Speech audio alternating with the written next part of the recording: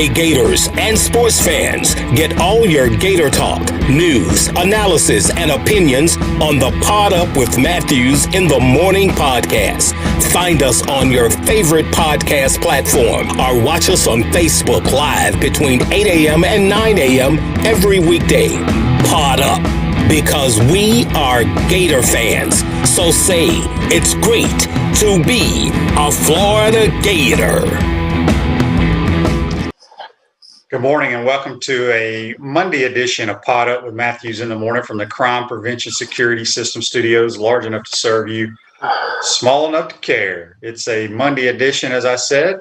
That means Scott Carter from FloridaGators.com will be joining us, and also JC recapping the weekend. Let's go straight to the Titan MR hotline while I'm trying to get my computer. I don't understand these damn computers. Good morning, JC. How are you? It's a never-ending mystery, QB. It just never stops being a big mystery, the computer world. But I'm fine. I made it back. Long, hard travel day yesterday, but it wasn't as bad as they talk about, because just a lot of people aren't traveling, and the airports weren't that heavy or busy. The planes were packed, but a lot of traveling. QB, glad to be back, though.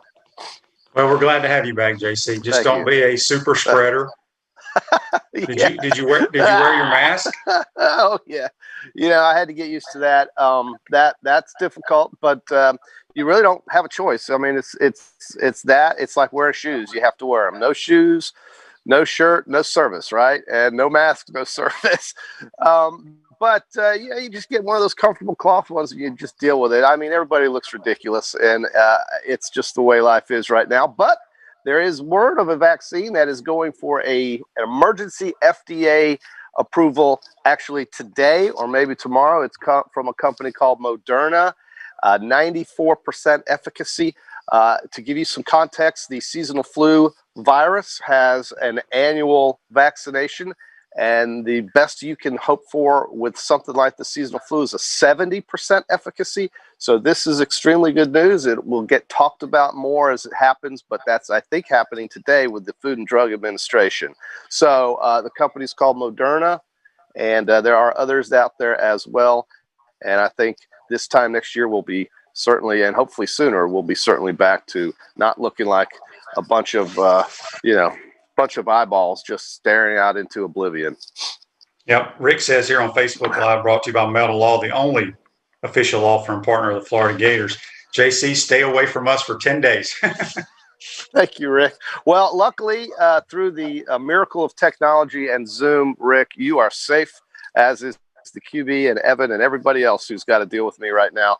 So now I am going to, since I have been traveling, I've been to Mississippi, been to Orlando, been to Dallas. I'm going to stay away from my mother for a couple of days for sure.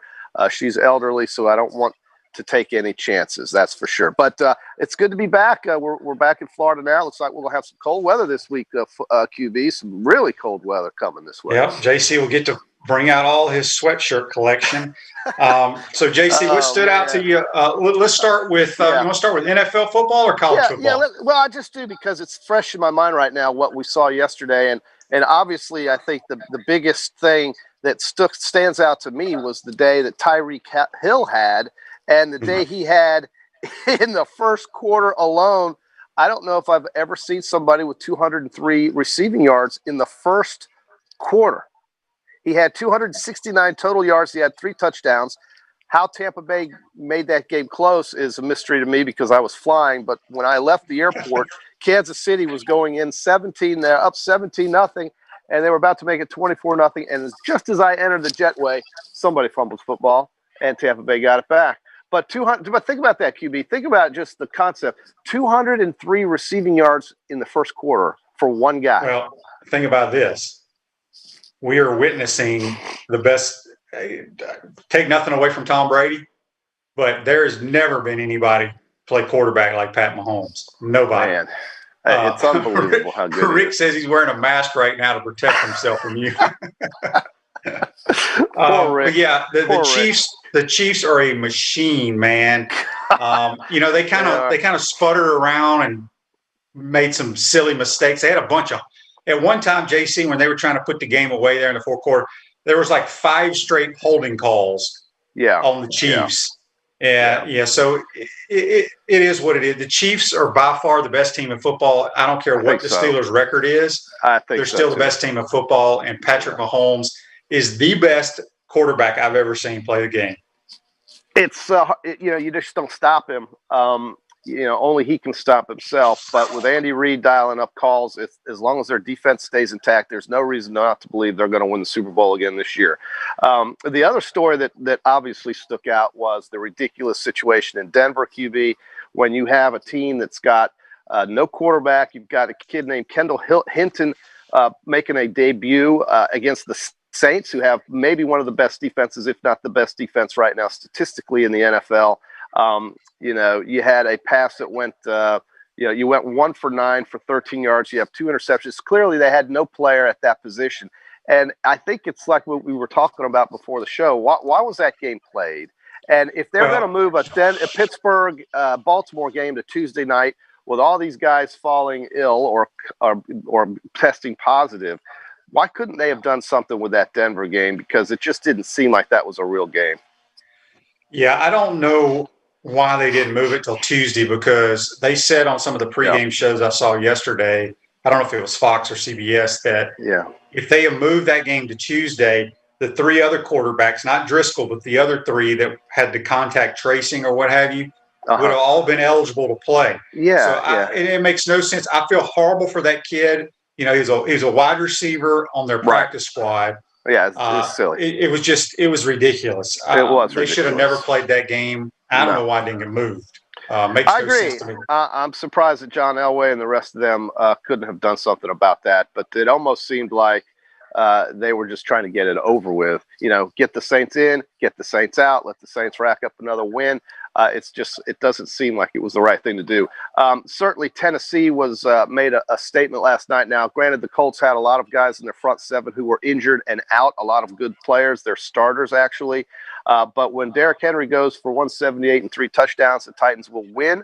The Titans right now seem like the only team that could even probably, to me, stand up and play Kansas City. Well, actually, that's not true. The Raiders play Kansas City very tough. But Tennessee can control the football, maybe play a tighter game with Kansas City, even though in the AFC Championship game last year they tried that and it still turned into a blowout.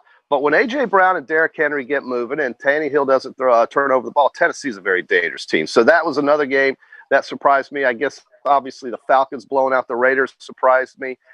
And once again, the Rams cannot beat San Francisco, even the San Francisco team that has Nick Mullins in the game. A backup quarterback. This is the 4th straight time they've lost to the 49ers. Aaron Donald did all he could to try to win that game for the Rams. But Jared Goff is becoming more erratic, as it seems, as the season goes. And I think that's a problem the Rams are going to have to address. They're 7-4 now, but they had a real opportunity to give themselves a solid footing on top of the NFC West. And now they have to hope for the Seahawks to lose in a Monday night game against a Philadelphia team that's got no players either. So it looks like Seattle's in prime position to take back first place in the NFC West. So those are some of the things that stuck out, as I'm traveling through America yesterday, trying to keep up with the NFL. Yeah, Greg says here on Facebook Live, brought to you by Meldon Law, the only official law firm partner of the Florida Gators, that the NFL made them play that game as some sort of punishment. There was a picture of all the QBs in a room together wearing no mask. And what he's talking about is, I think there's cameras in every meeting room and locker room now through the NFL, because they'll fine you if you're not wearing masks. But it was on Tuesday, which is the off day. Yeah. All NFL players, sometimes quarterbacks go in and watch extra tape. Apparently they were in the quarterback room with no mask on. So I don't know. I still, regardless if it's punishment or what, they should have changed the game till Tuesday where the other kids could play. So it is what it is. But NFL, it's interesting. We're about 10 weeks away from the Super Bowl. I'm not sure the Bucs make it. They've lost. The Saints are the best team, but the Saints can't win. They got to get Drew Brees back, because honestly, Taysom Hill is like watching a freaking fullback try to play quarterback. Yeah. No, and doesn't it surprise you that they are not even trying Jameis Winston right now? I mean, at least he can throw the football downfield. Well, it's very interesting. I saw somebody tweet, some national media guy who I guess was watching that game yesterday, saying, "What do you think Jameis Winston, who's a real quarterback, because he can throw the ball? Let's be honest. He may throw it to the other team, but he's still a quarterback. Watching a game with no quarterbacks playing in the game at all." I know. Taysom Hill is not a quarterback. No, he's not, and it is strange. I don't know if the Sean Payton offense is just too difficult for him. Look, why did they pick him up if they're not going to play him in a situation like this? And certainly in a game against a team that has no quarterback, you could literally just tell Jameis Winston to go in there, hand the ball off, and on 3rd down and 6, maybe do a play action fake. That's all you have to do. And I don't know if that would get him in a lot of trouble, but he still doesn't play. I guess the Saints aren't that worried about it with the way they're playing defense. But I'll tell you, and another odd thing happened yesterday. That's right. The 49ers now are not allowed. They and the Stanford Cardinal are going to have to leave the area to continue football operations because Santa Clara County in California has decided that there will be no contact anything, no contact sports, no contact anything. And that means for the next half a month, 30 days, maybe even a full month, the 49ers are going to have to go find – I don't know what they're going to do, where they're going to play, where they're going to practice, where they're going to operate. And the same thing goes for Stanford and Cal. So it's really crazy. And this is a year of adjustments, right? Teams that are going to have to make adjustments, and everybody's in the same boat. You just hope that you don't fall victim to the scourge that is claiming a lot of people right now, and that's making things difficult, certainly in the sports world. But to many people's credit, not including the Big Ten, they are doing the best they can. The big story in the Big Ten, the big story, of course, of college football right now, isn't so much the fact that these stubborn people are not going to talk about even moving the college football playoff to a different format or a different date. They are hell-bent on having 4 teams and doing it on the exact dates that they planned, in spite of everything. But the big story now is that the Big Ten, because of its rules that all member schools agree to, QB, and I'm just kind of moving on into this now, is that Ohio State has a very real likelihood of not qualifying for their conference championship game. And the reason for that is that they have to play 6 games. They have only played 4. They had the game with Illinois canceled Saturday, and they play Michigan State and Michigan coming up. Now, that's not to assume that Michigan State or Michigan are going to opt out of that game, or that Ohio State can even opt out of that game. But if one of those scenarios happens, then Ohio State becomes ineligible per their own conference's rules not to play in a conference championship game. How does that affect their chances for the college football playoff? And what a joke the Big Ten championship game is going to be if you end up having Indiana playing Northwestern for the championship. Well, it could happen, but you don't have to play in a conference championship game to be one of the 4 teams. You don't, but you're not going to have a resume that's going to be even half of that, of which some of these other schools are going to be shown. And you're right. You could say that the College Football Committee could say, you know what, your conference can go and play the championship game. We're still taking a 5-0 Ohio State team that didn't qualify for the Big Ten championship, and they would look even more ridiculous than they look right now. Yeah, it's a total mess. Look at Ohio State's resume. Let's just go real quick. Rutgers win, Indiana win, Penn State win, and does it matter who else? So, I mean, that's it. That's all they have. How are you going to tell Cincinnati? How are you going to tell Cincinnati down the road that they have a schedule that's unbeaten? They beat a team that would run every one of Ohio State's opponents out of the building, that they won on the road, and you're going to tell Cincinnati, 2 hours south of them, that they're what, 9-0, 10-0, win their conference, but Ohio State with a 5-0 record against winning against teams with losing records qualifies for the. I mean, it would just make it laughable, frankly. No, I mean, I really wish the committee would do something this year, because their resume. You're right about Ohio State, because the Big Ten stinks. But I'm an SEC homer. SEC stinks. There's 4 good teams. I agree. The rest, everybody else is awful. These games are terrible games. They're terrible games. No different. It's no different in the Big 12. There's about 2 teams. Everybody else stinks. Well, so the Pac-12 doesn't have anybody worth the darn. So this is the year to open up the can of worms and allow the Cincinnatis, the BYUs, the Marshalls, Coastal Carolina plays Liberty this week, which should be a heck of a game. It would be. It's already been a mess. Just how about having a little bit of fun now? And they could create. I don't quite understand it. But right, and the biggest thing that they're missing here, and this is just so obvious that it almost seems like it's not real. But the most obvious thing is the revenue that they're going to miss out on by not doing something like this. The amount of attention that ESPN could bring toward them. Look, everybody's kind of working, on the tip of their toes right now. You have to be nimble. You have to be able to make switches. That's what's happening in this conference because, gosh, we have to get LSU to the Florida. We have to see LSU play Alabama, which is ridiculous. These games are not going to be good games to watch. They are hell-bent on playing these ridiculous games when they need to be having the 18 playoff that would enable us to watch the quality teams from this season play against each other. I don't care about your Fiesta Bowl and your Orange Bowl when there's nobody going to be in these stadiums.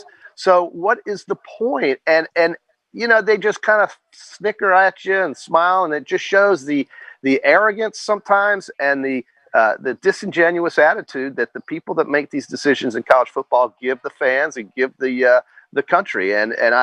It's a revenue killer. They could do so much better, but for some reason they are hell bent on having Alabama play at LSU this weekend when LSU doesn't field a team that's capable of staying on the field. LSU has to go to Florida on December 12th before the SEC championship game. Why? What if Kyle Trask turns his ankle and is unavailable for the SEC championship game, playing a ridiculous game against LSU?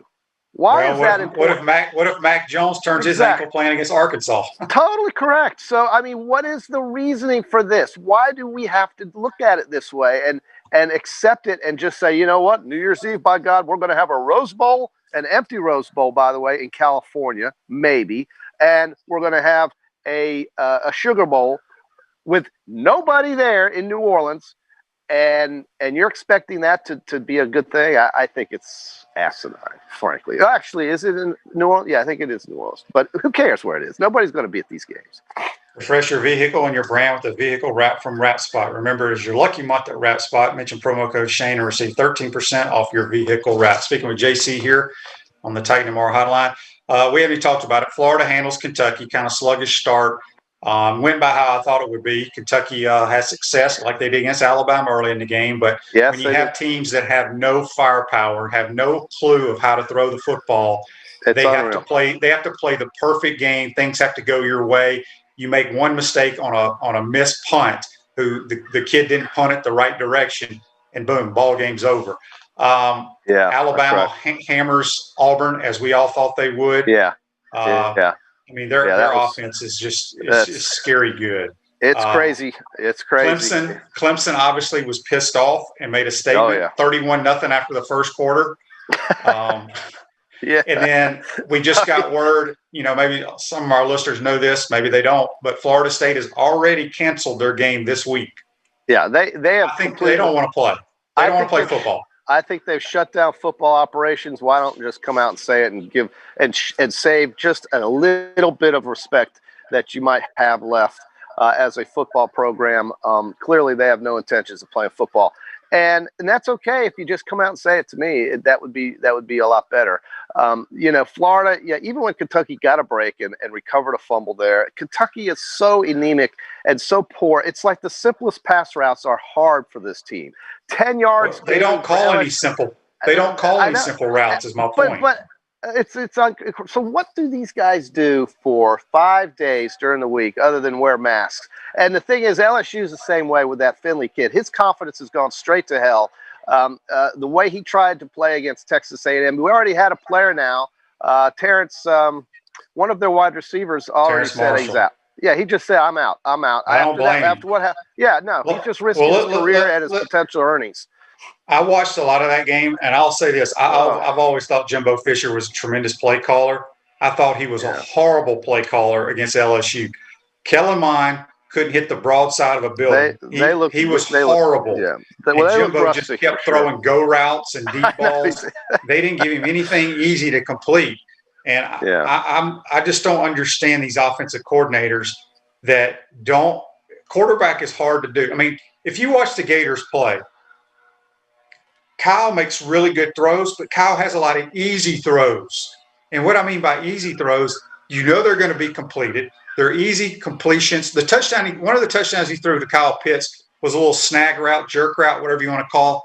Simple throw. He was wide open because it's a simple concept. But some of these people, it's amazing how much they get paid, how many hours they spend, and they are not quarterback friendly at all. No, and you know, the polar opposite of that is watching a Trask or say a Mac Jones throw a seam route or a go route, and the precision and the accuracy and the timing of what they're doing offensively is so good. And you put that and you look at somebody like Kentucky or LSU right now who can't complete anything, and it just blows your mind to me, because these players are all very good players. They've all played football most of all their lives, right? They've got scholarships, and yet they play awful football. But there are some 5-star quarterbacks that honestly I wouldn't have them playing quarterback if I was calling plays in high school, because they may be extremely talented, but they have no idea where to go with the football. No, and, Georgia's kid, the 5-star 2 years ago, the number 1 player in America, dual threat quarterback DeJuan Mathis, has left the program. He needs to go play in the MAC or somewhere. Maybe he can play there, but he cannot play big-time football at quarterback. No way. No way from what I've seen. And it's shocking that these kids are in these positions right now to show us just how poor they play. And I don't know if that's bad coaching or if that's just they don't know what they're doing. No, you can see immediately if a guy can play or not, JC. But the guys that don't understand how to coach quarterbacks don't see that. They think just because the kid from LSU, I hope they keep playing Finley. He can't play at this level. I'm telling you. No, I know that. I saw it with my own 2 eyes. And I agree with you. That's why I'm saying these games are becoming more and more watered down, diluted, or meaningless with these lopsided scores. I mean, A&M, has a nice record, but they looked awful the other night, and they played good defense, I guess. But you could tell they were off 2 or 3 weeks. And it was just a real hard thing to watch. The whole episode was hard to watch, and we were left with very few options with everybody canceling football games. But there are some good stories. We touched on most of those, and certainly Florida and Alabama are one of them. I'll tell you this, QB, and I'm going to say it right now on December the 1st. Notre Dame is losing by 2 scores to Clemson the next time they play. Well, say it on November 30th. You won't be on December 1st. Today's November 30th. See that? Well, whatever the heck day it is, QB, the point is that that team is going to get run. If Clemson is healthy, they're going to have their defensive players. I think we all know that question is going to be, if Notre Dame loses, what has to happen in the SEC championship game for them to beat the number 4 team? If Florida were to beat Alabama in a tight game, Alabama is still going. Florida will. I'm telling you right now, if Florida somehow blew out Alabama, which we know that ain't going to happen, Alabama is going to be in the 14 playoff no matter what. So let's say Florida wins, and now you've got 2 SEC teams. That puts Notre Dame in a very tricky spot, because Clemson ain't losing that game, folks. Not with Trevor Lawrence, not with a healthy defense, and not in Charlotte, North Carolina. They are not losing that football game. And so what's going to happen to Notre Dame? And that's what we're all going to have, this big drama over whether or not – now this is assuming, of course, Florida wins. If Florida loses, they're not going. So that's honestly, from that scenario, I have no problem with it with Notre Dame getting into the 14. I think Ohio State is going to have to be the team left out. Well, I think if they, especially if they only play 5 games, if they play 6 games, which I still think this Michigan team is going to screw them somehow by not playing that game.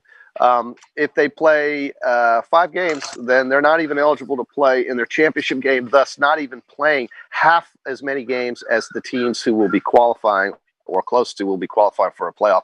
It's a bad situation, because I think everybody with any common sense knows that Ohio State would likely be one of the 4 best teams if they were able to finish a complete schedule. But the Big Ten was set up to fail. It is showing us right now exactly how that works. And that's on the Big Ten's leadership. That's on the Big Ten's commissioner. And that is on the Big Ten as a whole, because it is absurd that you could have Northwestern and maybe, I suppose, Indiana, who may not even have their best player on the field now, playing in this so-called championship game when everybody knows the best team is sitting at home. If that happens. Now, if it doesn't and they go 6-0, they'll be playing in the championship game. But who doesn't think that Michigan won't pull an FSU? Because Michigan right now is about as good as FSU. So that's what could happen. JC, you want to hear what my player of the day is? It's brought to you by Comfort Temp at Comfort Temp. Comfort is our business. Peace of mind is our promise. This month, get a free annual maintenance plan with every residential duct cleaning purchase, $199 value. Our service department is available 24 hours a day, 7 days a week for your convenience. It goes to Jarrett Patterson, running back for the Buffalo Bulls.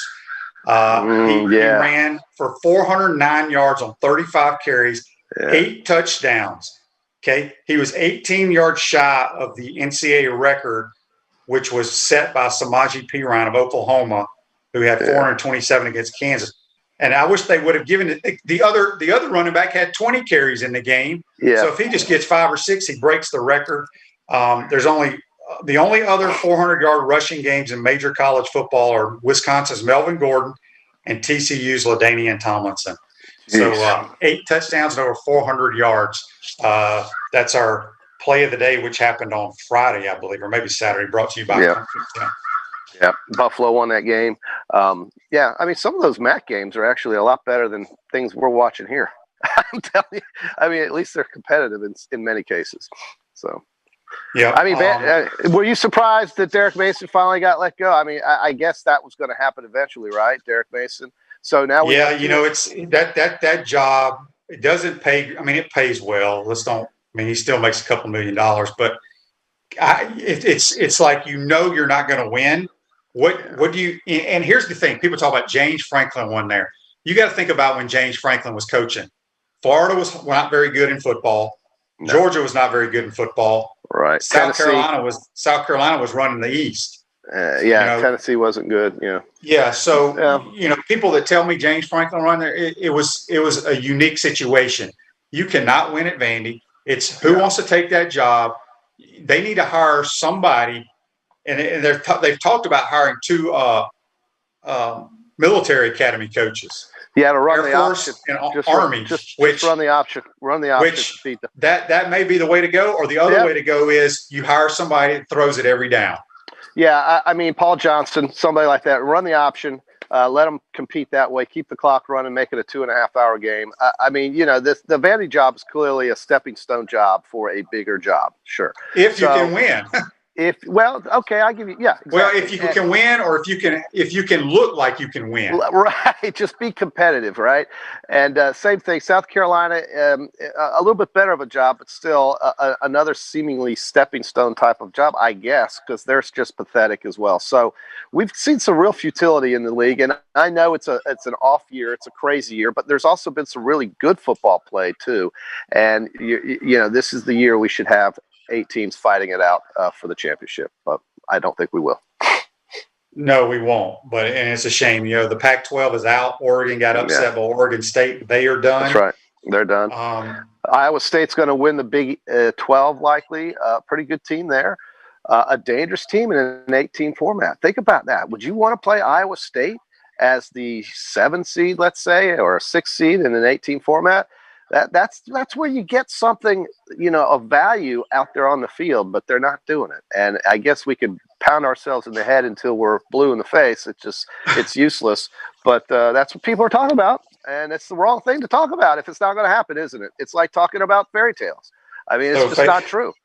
Facebook Live brought to you by Mellon Law, the only official law firm partner of the Florida Gators. Coy says, just get rid of Vandy football or put them in Conference USA.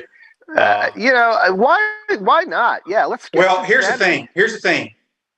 I think Vandy, they have spurts where they're good in basketball, and they're damn good in baseball. Oh, damn good in really baseball. Good. Oh, they're the best. Why can't they not play in football, but let everybody else, all the other sports, play in the SEC?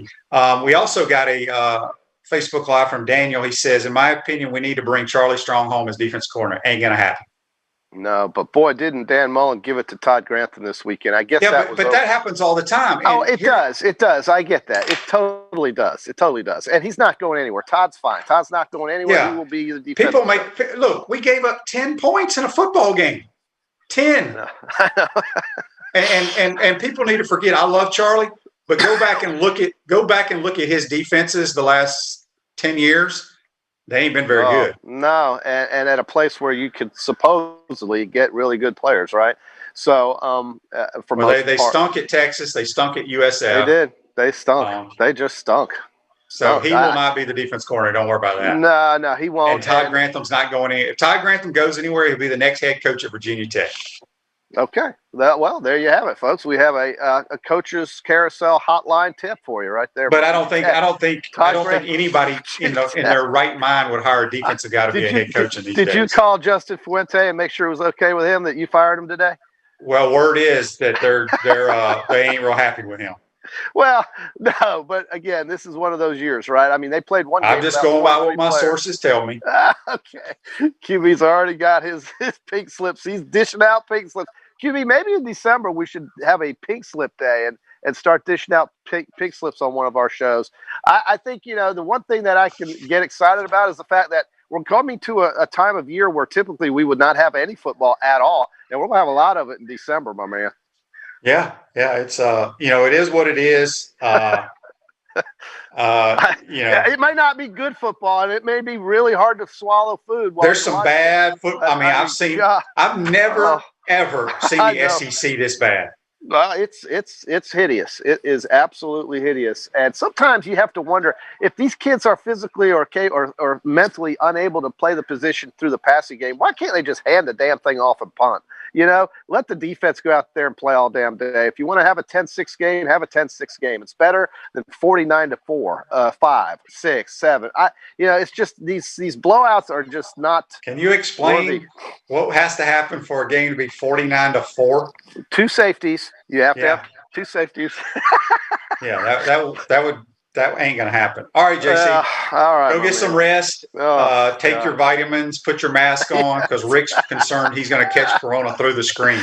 Oh my goodness, Rick, poor guy. I'm sorry, buddy. Thank you. We will see you on Wednesday. Oh, at Center State Bank. We didn't even talk about our Peachland Dental. Okay, well, tell us real quick what our records are. All right, we both went 5-6. You're 55-43. I'm 59-39. There you go. Okay, I'm sure people are sitting on the edge of their seats for that.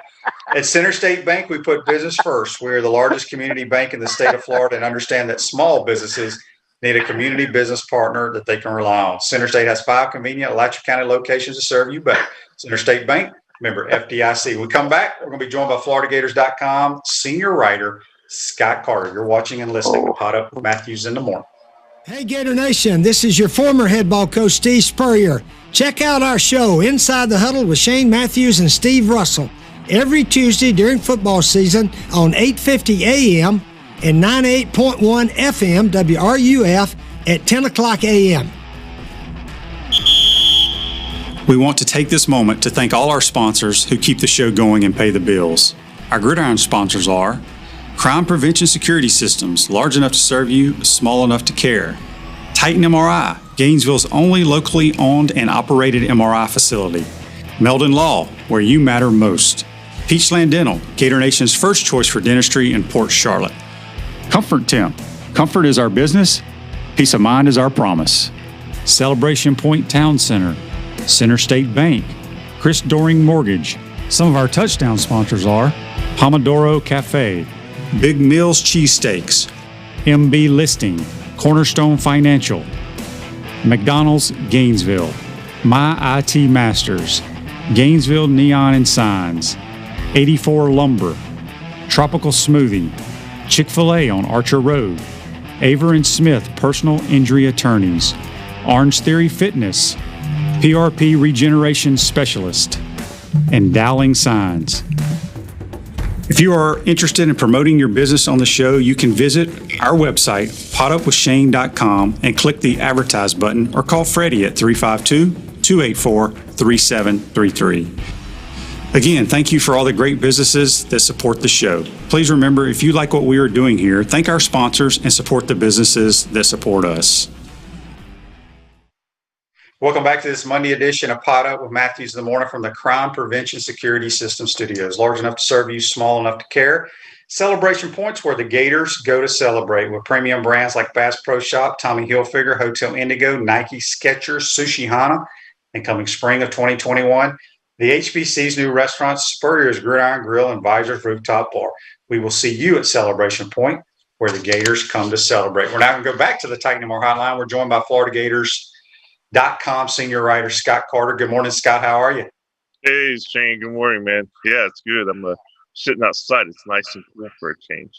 It is. We got a little cold front coming through here. Scott, JC and I didn't even really touch on the Gator game because we were talking about everything else going around the world. But good win. Gators, Kentucky does what Kentucky does early in games. They try to keep it close, and then they realize that they don't have the talent to do it or don't have the talent to try. And then, bam, one play, game's over. And I thought it was the punt return by Kadarius Toney. Yeah, it was, Shane. That really turned the complexion of that game at that point. Both teams were kind of sputtering along about the same speed, but after that, the Gators took control. And, it was interesting to hear the coaches talk about that play afterward, because for Kentucky, they got a Ray Guy award winner back there, Max Duffy. It's something he likes to do. They kick it to the right and or left away from the return man. So Florida countered that by putting two return men back in there, and they had intended to kick it to Xavier Henderson, but he shanked the punt. Kadarius Toney caught it in the open space, and everybody knows what he can do when he catches it like that. So it was one of those plays that worked out great for the Gators, and from there they took control. I mean, a lot of the buzz, I guess, Shane, in the first half was Kentucky was moving the ball. They had 37 plays at one point to Florida's 15, and of course the fans were starting to get on Todd Grantham again. But in the second half, they held them to 46 yards of total defense. Ended up 221 yards for Kentucky for the game. So I think Grantham and Mullen and those guys will take that defensive performance in the end. Yeah, absolutely. I think people need to, like I said, I feel like the Gator fans, they watch one football game the entire weekend and never watch college football ever during the week. Yeah. Because Kentucky did exactly the same thing they did to Alabama. Mm-hmm. Now, before we get to Ty Grantham and stuff, back to the punt. Okay, we put two guys back there, Xavier Henderson and Kadarius Toney. Yep. The punter, as you said, was supposed to kick it to Xavier Henderson because that's what they've shown on tape. Yeah, my question to you is, and I don't know if they spoke about this, they all okey-doked, and he did a great job of acting like he was catching it. Yeah. But do you think they had some type of throwback that they were planning with Xavier Henderson throwing it back over to Kadarius, since they knew that Kentucky was supposed to punt it to the left? Why was Kadarius Toney on the right? Well, that's a good point. Mullen did address it after. He said in his comments, he said that they knew that Duffy, the punter, liked to roll out to his right and kick it back over to the left. So he saw that other teams, I guess, have put two returners back there this season against Kentucky. So they practiced it. They got to play in there. But what you're saying is another possibility where for Florida's personnel out there, that could have been a nice little trickery play. But the kid just shanked the punt so bad, according to Mark Stoops, that he just kicked it right. And I mean, and I thought Xavier Henderson played it off great, fair catching it. And the Kentucky defense, I mean, I think 7 or 8 of their 11 guys were headed toward Henderson. So it might be the easiest touchdown Kadarius Toney will have as a Gator. Yeah, and like you said, that's what, it goes to show you from special teams how important it is for your guy to do his job. And that's why punters are so good these days of angle punting and putting it, and then that way you can take your punt team and go to a portion of the field. And that's why there were so many Kentucky guys over there by Xavier Henderson left, because the punter was supposed to kick it over there. Once he kicked it right, it was over with. So many people made a big deal about Dan chewing out Todd on the sidelines, and I don't think people realize how much that actually goes on. I think there's so many cameras at football games now, it's seen more. I know Dan's response was great about the Christmas lights. Yeah. I think he was upset because a couple of times we played a lot of man coverage against Terry Wilson, and when we can't pressure him or pressure him the right way, and you're playing man, that opens up a lot of running lanes. And Terry Wilson hurt us a couple of times running the football. Yeah, I think you're probably onto something there. He didn't address it specifically. He did make the joke, and then the follow-up question, he said, the game is about adjustments. And I think at that point, Mullen saw something that he wanted Grantham to be doing that Grantham hadn't been doing. And, that's the head coach. He has that right. And you're right, Shane. These kind of spats, arguments, whatever you want. If you hung around 24/7, you get tired of seeing them. You know that. So when they go on TV, they get some buzz. But I do think what you're saying there, Wilson was giving them some trouble early, and they were able just to control the clock. As I said earlier, 37 plays to 15 at one point. So why couldn't they get them off the field? But it's very, I guess, reminiscent of what Kentucky did early in the game against Alabama. They were having success too, and then it got away from them after Wilson threw a pick six in that game. It got benched, but hey, it happens. I think it's. I thought it was kind of entertaining to see some of the reaction personally, but some people are out there. They're like they wanted Grantham fired by the end of the second quarter. Here's what I want people to understand. Yeah, and correct me if I'm wrong. Okay, because I've been in a lot of meetings. Okay, especially if you're the head coach. The head coach knows the plan for the offense, the defense, and special teams going into every game. It's not like Dan Mullen goes in there with Brian Johnson, just draws up ball plays and sends Todd Grantham over here in his own little dungeon and just says, do what you want to do. I don't care. He knows what their plan is. He hears on the headset the call being signaled in to Ventrell Miller. Yep. The head coach has every right to overturn that call if he wants. So people need to take a seat back, and if they're upset with Todd Grantham, they need to be upset with the head coach because he's in charge. So having said all that, we still only gave up 10 points. Yes, they scored on the opening drive, but I was concerned going to this game because how physical they are up front on the offensive line. They probably have the best offensive line in the league, maybe Alabama now, but they can run the football, and we are not that big up front. We've gotten better, but I'm still scared to death of people running the football down our throats. But just talk about how the head coach is in charge of everything. Yeah, I mean, he definitely is. He's the CEO. Everything comes back on him. If things go wrong or well, he's going to get most of the credit, most of the blame.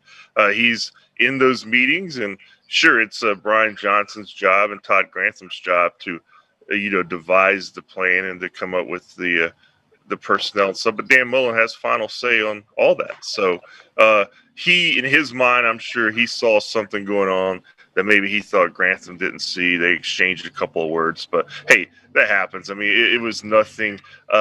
Again, I think we're at that point, Shane, in the season maybe where, Vanderbilt and Kentucky back to back, not the sexiest stretch when Gator fans already have their eyes set on Alabama, maybe a lot more at the end of the season. You got Kyle Trask winning the Heisman. I think there's some nitpicking going on because, again, Kentucky had 221 yards of total offense. They will take that every week against anybody in 2020 with what offenses are doing. And Kentucky's offense is not exactly Alabama's offense, but again, 221 yards, man. That's the number I keep looking at here on my stat sheet. We got a Titan MR hotline here on the text line. It comes from Daryl. He says, Shane, could you get Scott to comment on the linebacker play? And do you think getting James Houston back and the play of Diabate was solid against Kentucky? Your thoughts? Well, I thought Diabate, he was most active of probably any game he's played from just the eye test during the game. Having Houston back, another guy was active. I mean, that position has been one that, it's not a strength, I don't think, for this year's defense. Ventrell Miller obviously has been banged up with his shoulder, but he's playing through it. And, of course, they've still been out without Jeremiah Moon, who He's shown some flashes this year, but he's missed the last couple of games. So I think the emergence of Diabate is probably the key there for this group going forward. Because if he can continue to play at that level that we saw Saturday, that helps without Moon around, obviously, and Miller is going to just grind through it. So, again, Houston, he's a senior. I think he's got a little something to play for down the stretch here. But overall, this is a group that it seems to be getting a little bit better as the year goes on, if they can stay healthy. John says here on Facebook Live, brought to you by Metal Law, do you know when Moon is coming back? I thought maybe he was going to be back last week, so it's really a week-to-week thing. I saw him during the game the other day. He's on the sideline, still has his boot on his left foot, so I think it's just one of those, what they call them, Shanghai ankle sprains that coaches hate. They can keep you out of 2 days or 2 months. So it's a week-to-week thing, it seems like. At Chris Doring Mortgage, they do mortgage lending right, helping home buyers throughout Gainesville and North Central Florida. Call Chris Doring Mortgage today, 352-244-0840. Speaking with Scott Carter from FloridaGators.com. You can follow him on Twitter at GatorsScott. We haven't even talked about the offense. Kyle Trask had another ho-hum day. Here's what I wanted to ask you. Whether you watch the game on TV live or whatever, and everybody's making a big ordeal about how he spreads the ball out, 10 different receivers, which he does, and he does a phenomenal job. But what it shows you, in my opinion, when you look at that stat line, is we play a lot of players. Yep. And we've talked about it. We rotate the receivers, every other series. But just, talk about Kyle. I mean, he had another tremendous game.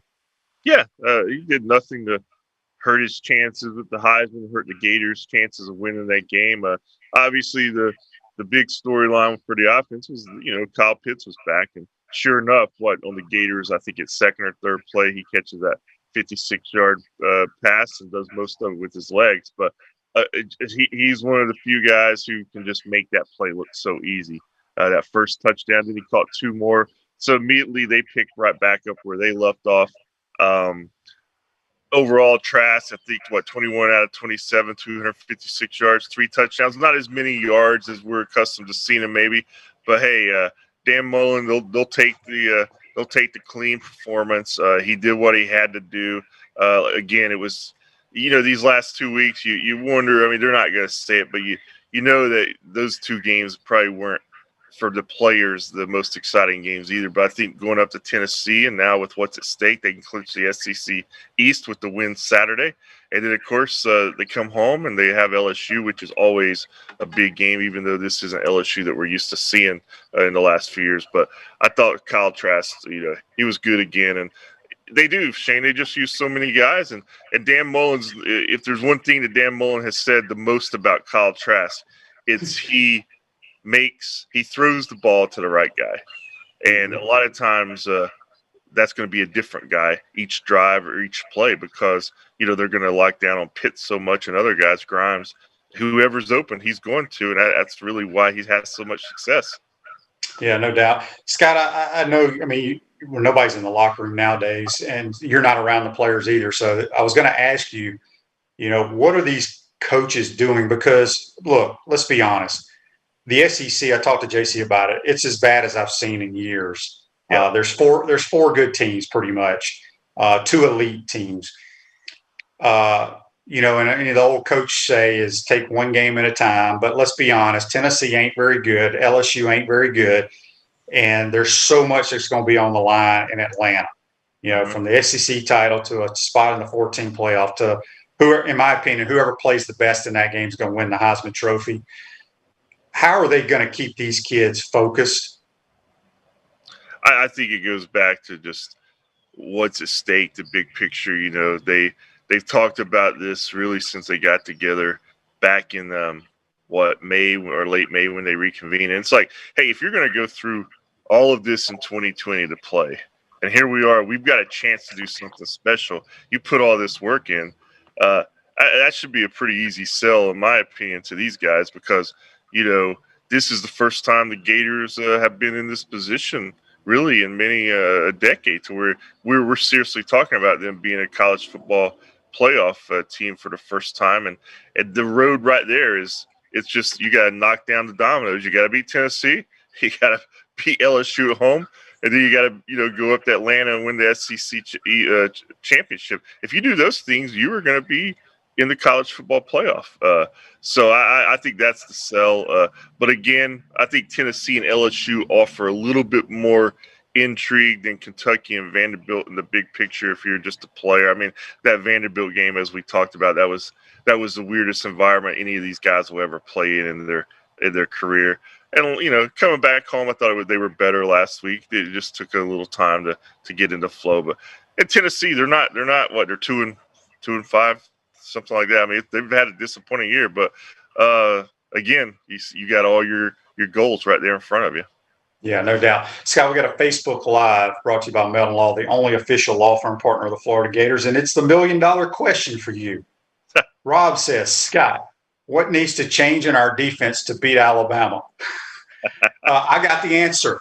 Number 10, number 6, number 8, number 22, they all need to not show up in Atlanta in those crimson jerseys, and then we have a chance. Yeah, I mean, that's going to be the challenge of all challenges, obviously. I mean, Alabama looks so good right now. I think, when I think about this game, if it comes to fruition and it plays out like I think it can, I think the team that's going to win is going to win a shootout. Because even if the Gators can't stop Alabama, I think the Gators have the kind of offense that maybe Alabama's not going to be able to slow down too much either. So I think it's really going to be a different kind of Alabama-Florida game than maybe we've ever seen before. But specifically for Florida, I mean, they're going to, if they can create some turnovers, that's always huge. They did some of that in the second half. I think they just have to continue to play fast and aggressive the way we saw them turn it up after the first 3 weeks. I think they've been a lot better in that area, and hopefully get all their guys back. I mean, they can use all the bodies they can do against Alabama, but that's going to be a huge test because, let's face it, not really anybody's slowing down Alabama. No, they're really good. Well, Scott, we appreciate you taking the time to join us. Have a good week, and we'll talk to you next Monday, my man. All right, Shane, have a good one, Ted. That's Scott Carter from FloridaGators.com. Join us. Check out his work on FloridaGators.com. Take a second time out of the program. We'll be right back. This is Shane Matthews. Thank you for listening to Pot Up with Matthews in the Morning. You can also check me out on Inside the Huddle with Steve Russell and the head ball coach Steve Spurrier. Tune in every Tuesday during football season on WRUF 98.1 FM, 8:50 a.m. at 10 o'clock in the morning, or find us on your favorite podcast platform. We want to take this moment to thank all our sponsors who keep the show going and pay the bills. Our Gridiron sponsors are Crime Prevention Security Systems, large enough to serve you, small enough to care. Titan MRI, Gainesville's only locally owned and operated MRI facility. Melton Law, where you matter most. Peachland Dental, Gator Nation's first choice for dentistry in Port Charlotte. Comfort Temp, comfort is our business, peace of mind is our promise. Celebration Point Town Center, Center State Bank, Chris Doring Mortgage. Some of our touchdown sponsors are Campus USA Credit Union, Adams Ribs, Doreen Wiebe Realtor, Caldwell Banker MM Parish, Gator Dominoes, Celebrate Primary Care, Davis Gainesville Chevrolet, Miapa Latin Cafe, Wrap Spot, Okido America, Gators Dockside, Radware for all your promotional needs, Style Cuts, Ironwood Golf Course, TB Financial, Meadowbrook Golf Course, Dar Shakow Insurance. If you are interested in promoting your business on the show, you can visit our website, potupwithshane.com, and click the Advertise button, or call Freddie at 352-284-3733. Again, thank you for all the great businesses that support the show. Please remember, if you like what we are doing here, thank our sponsors and support the businesses that support us. Welcome back to Pot Up with Matthews in the Morning from the Crime Prevention Security System Studios, large enough to serve you, small enough to care. I want to thank JC for joining us and Scott Carter from FloridaGators.com talking Gator football. Had a couple of Facebook Lives here brought to you by Melton Law, talking about the Niceville-Buchholz game that went into double overtime, and Buchholz lost on a missed field goal. But, yeah, it was a phenomenal game. I was actually there. Two really good teams. You hated to see anybody lose. But congratulations to Mark Whittemore and the Bobcats on a great year. Don't forget, tomorrow, tune in. We'll have Buddy Martin from the Buddy Martin Show We'll also have Chris Leak had a conflict. He will not join us this week. We'll get him later on. Scott Moore, he covers Alabama. He does all these SEC. He has his own radio show in the Destin area. He is a funny dude. You'll make sure you want to tune in. Today's show's a wrap, brought to you by Wrap Spot. Be safe out there, folks. We will see you tomorrow.